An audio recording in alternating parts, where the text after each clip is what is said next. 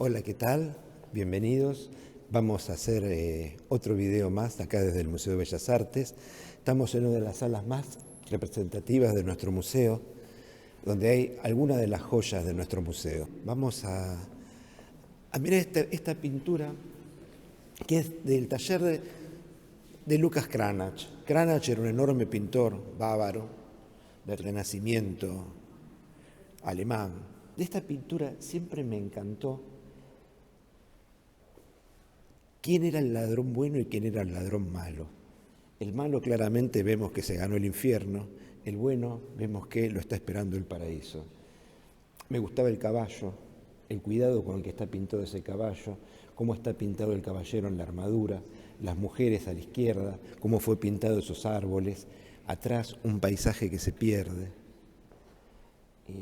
Si bien no es de Lucas Cranach, no es de la mano de Lucas Cranach fue uno de los enormes pintores del Renacimiento alemán junto con Durero.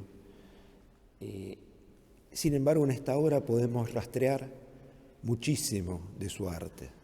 Para mí es de las más lindas que tiene nuestro museo. Después, acá tenemos algunas muestras de la pintura holandesa del siglo XVI, del siglo XVI, de principios del siglo XVI, fines del siglo XV. Son pintores, para mí, impronunciables. Por ejemplo, Jacob Cornelis von Ossenhanen, obviamente lo estoy pronunciando pésimo, pero en estas pinturas se puede apreciar lo mismo que veíamos en la pintura anónima, en el video pasado, esa pintura de la muerte de los hombres y la muerte de los animales. Podemos darnos cuenta de ese amor por la terrenalidad. Fíjense cómo está esa cama, las telas, los elementos que están encima del mantel, la ropa de la gente, cómo se ven las molduras de la ventana. Es una afirmación de terrenalidad, ¿no? Desde luego está la presencia religiosa, pero está la presencia religiosa ya no en un ámbito ideal, ya no en un ámbito trascendente. Hay una visión religiosa en la tierra donde uno ve los frutos del trabajo y del esfuerzo, como puede ser este caso. Brillos, lujo, buenas telas, comidas, buenas construcciones. Y ahora vamos a una de mis favoritas.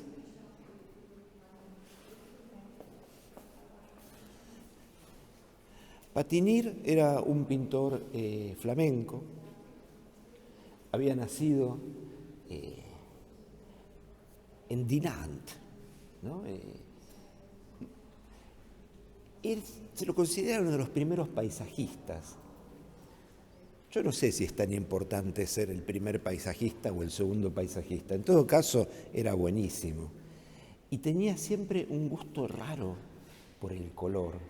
Fíjense esos verdes, fíjense esos personajes que están en el agua, ese bote, ese oleaje que hay. Estos pintores habían entrado a un mundo de terrenalidad fuerte, pero no habían abandonado un mundo fantasioso e ideal. Yo creo que casi es la mejor manera, la mejor mezcla para pintar, ¿no? Un mundo con una pata en la tierra y otra pata en el cielo. Esa es mi visión, no tienen por qué compartirla, pero esta yo creo que es una de las grandes obras que tiene nuestro museo.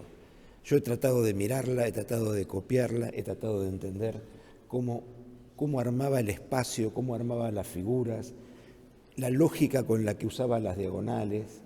Era enorme Patinir.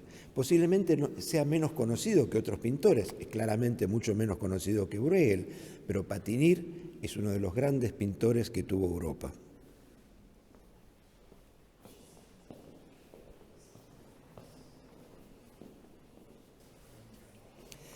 Acá estamos frente a una obra que durante mucho tiempo se la atribuyó a Rembrandt. Ahora entendemos que es del círculo de Rembrandt o del grupo de su taller, que eran grandes pintores también, ¿no? Sin embargo, Cuando uno ha visto muchos Rembrandt, se da cuenta que hay una magia especial en su atmósfera, ¿no? Sin embargo, esta pintura toma algunas de las características principales de Rembrandt, que es ese empleo de esa luz, ¿no? En una época yo creo que hace muchos años se entendía que era la hermana del artista. Ahora se dice que es una mujer joven. Es uno de los cuadros importantes que tiene nuestro museo. Es importante ver cómo los pardos se funden con un negro, que hay momentos que es un negro que es casi negro, pero no llega a ser negro del todo, porque si fuera negro del todo sería una plasta, y no lo es. El detalle de cómo fueron pintadas las sombras sobre la parte del cuerpo, la gracia de cómo ese pelo se funde y se separa al mismo tiempo, se separa visualmente, no plásticamente, del oscuro. Es una de las grandes pinturas de nuestro museo. Y ahora, acompáñenme que tenemos acá a la vista en esta sala dos pinturas más de Rubens, todavía más acentuado el valor de instantaneidad que vimos en la pintura del video anterior. Acompáñenme.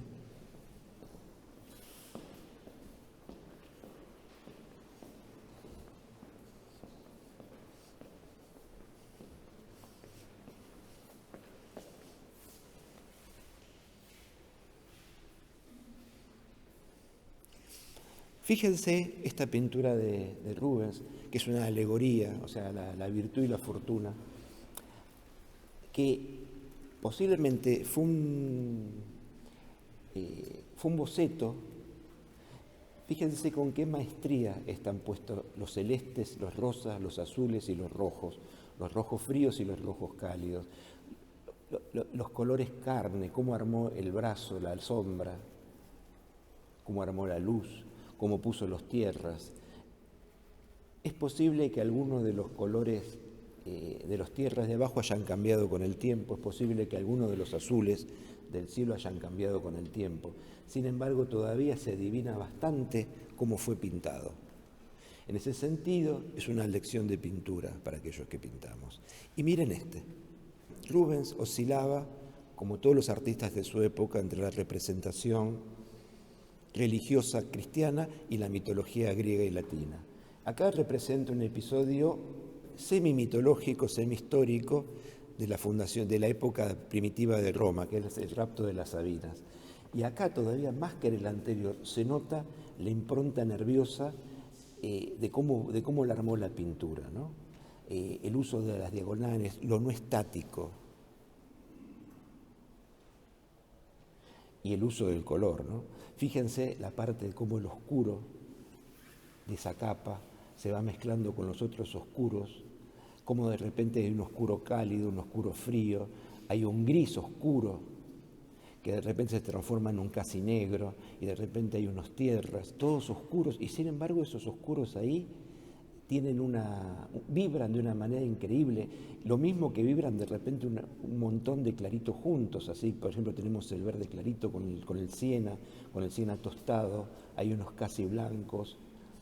En estas pinturas que yo creo que eran, porque tenía un taller muy grande Rubens, con mucha gente trabajando y artistas que lo ayudaban a pintar, de los cuales algunos, como Van Dyck, después se volvieron enormes artistas.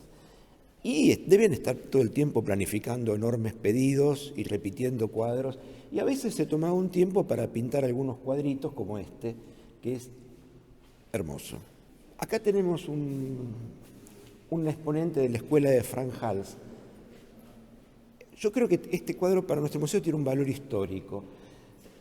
Frank Hals era un pintor que de alguna manera le gustaba hacer como unos retratos psicológicos donde aparecía la humanidad total, es decir, la persona no parecía solamente buena, podía ser buena con cara de pícara, descarriado, etcétera, etcétera. Este es un cuadro del grupo que estaba alrededor de Frank Hals. Y esta sala la vamos a terminar, observen